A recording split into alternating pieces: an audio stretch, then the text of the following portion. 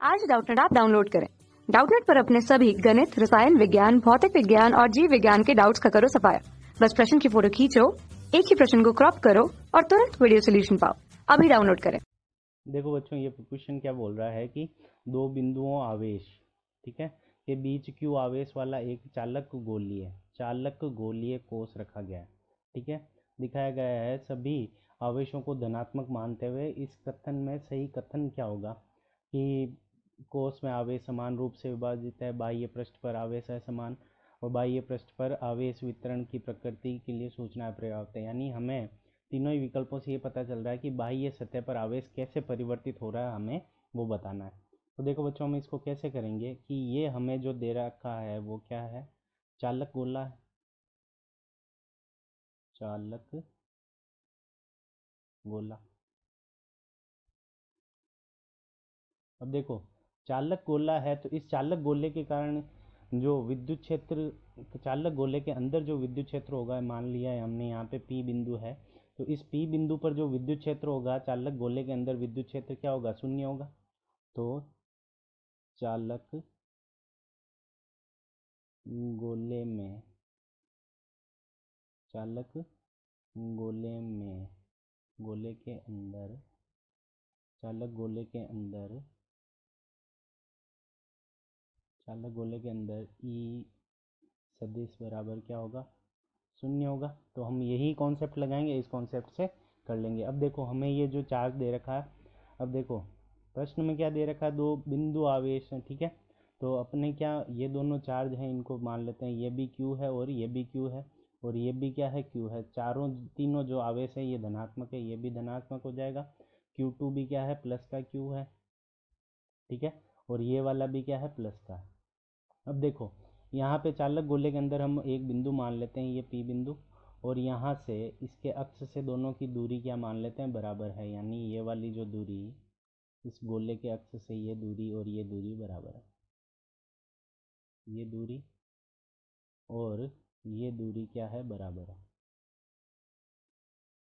ठीक है, ये दूरी ए मान लेते हैं, ए, ये दूरी भी ए है और ये दूरी भी ए है। अब दोनों की दूरी बराबर है। अब देखो, अगर कोई बाहर आवेश है, ठीक है, तो उसके कारण क्या होगा, इस आवेश के ऊपर विद्युत क्षेत्र उत्पन्न होगा। इसी तरह से इसके कारण जो विद्युत क्षेत्र उत्पन्न होगा, तो देखो, इस पहले चार्ज के कारण जो विद्युत क्षेत्र होगा वो इस तरफ, इन दोनों चार्ज को मिलाने वाली रेखा के अनुदिश, तो E1 इस तरफ हो जाएगा। तो E1 के अगर मैं घटक करूंगा तो यहाँ पे क्या हो जाएगा, E1 कोस थीटा। ठीक है, और ऊपर की तरफ क्या हो जाएगा, E1 sine theta.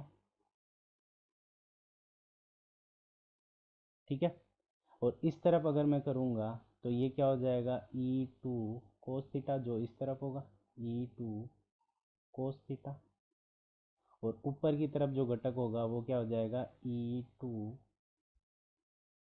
Sine theta. E2 sine theta. अब ध्यान से देखो, अब क्या है, चालक गोले के अंदर जो ई सदिश होना चाहिए वो क्या होना चाहिए, शून्य होना चाहिए। अब देखो, चालक सदिश के ऊपर तीन तरह के विद्युत क्षेत्र लग सकते हैं, एक तो गोले के कारण, एक इस आवेश के कारण और एक इस आवेश के कारण। तो देखो, ई पहले चार्ज के कारण जो होगा, E1 सदिश प्लस E2 सदिश। ठीक है, और गोले के कारण मान लेते हैं E3 सदिश। E3 सदिश, इन तीनों का योग क्या होना चाहिए, शून्य होना चाहिए। अब देखो, E1 बिंदु अपन कहीं पे भी ले सकते हैं, यहाँ पे ले लो, यहाँ पे ले लो, हर E1 और E2 के जो ओरिजेंटल कंपोनेंट होंगे, यानी जो क्षैतिज घटक होंगे, वो तो एक दूसरे को कट कर देंगे। यानी E2 कोस थीटा और E1 कोस थीटा एक दूसरे को कट कर देंगे। ठीक है, पर जो ऊपर वाला जो वर्टिकल कंपोनेंट होगा वो एक दूसरे को कट नहीं करेंगे। तो इसका मतलब E1 सदिश प्लस E2 सदिश। ठीक है, इन दोनों का योग कभी भी जीरो नहीं हो सकता, इन दोनों का योग कभी भी जीरो नहीं हो सकता। और अब इसको जीरो बनाना है, ठीक है, इसको जीरो बनाना है अंदर, तो E3 का मान किसके बराबर होना चाहिए, माइनस गुणा E1 सदिश प्लस E2 सदिश। अगर देखो इसके बाह्य पृष्ठ पे अगर आवेश जो समान रूप से अगर अगर मान लो समान रूप से चारों तरफ समान रूप से फैला हुआ होगा तो क्या हो जाएगा कि E3 का मान क्या हो जाएगा, यहाँ पे कोई बिंदु लोगे तो उसके कारण विद्युत क्षेत्र इस बिंदु पे तो वो क्या कर देंगे, एक दूसरे को उदासीन बना देंगे, एक दूसरे को कैंसिल कर देंगे। तो ये कैंसिल हो नहीं रहा है तो इसका मतलब क्या हो जाएगा कि E3 सदिश का मान क्या होना चाहिए, इनके बराबर होना चाहिए और ये नेगेटिव हो जाना चाहिए। अगर इसको E1 प्लस E2 को अगर मैं पॉजिटिव मानूँ तो E3 का मान किसके बराबर होना चाहिए कि जितना भी इन दोनों के कारण बन रहा है उसके विपरीत बने। तो माइनस E1 सदिश प्लस E2 सदिश। और ये तब भी संभव है जब इसके ऊपर जो आवेश हो, आवेश समान रूप से वितरित ना हो, आवेश समान रूप से वितरित